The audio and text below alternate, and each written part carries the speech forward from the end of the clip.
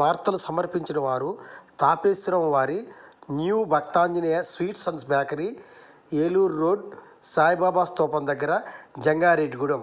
Proprietor Gubbal Rambabu.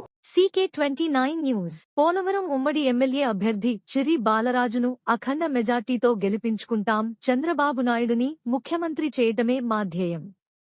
Koyyalagudem మండలం సరిపల్లి పంచాయతీ పరిధిలోని ధర్మరావుపేట గ్రామానికి చెందిన తెలుగుదేశం సీనియర్ నాయకులు కనుమూరి సీతారామరాజు తెలిపారు.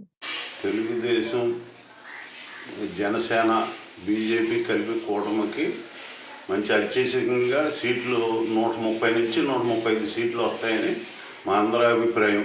మొత్తం అంతా కూడా జగన్కి యాంటీగానే ఉన్నారు. ప్రభుత్వం మొత్తం అందరూ వ్యతిరేక ఓటింగ్ అంతా కలిసి ముగ్గురు కూటమి ఓట్లలో మంచి కలిసి వచ్చిన అంశం ఇది.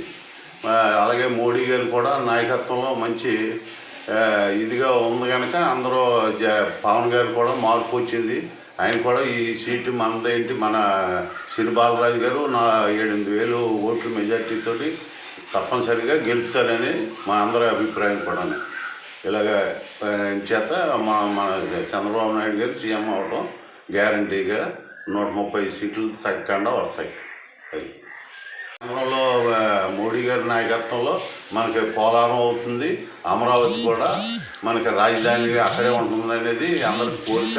అలాగా కట్టిస్తారు కూడా మన చంద్రబాబు నాయుడు గారు. అది నా కోరిక.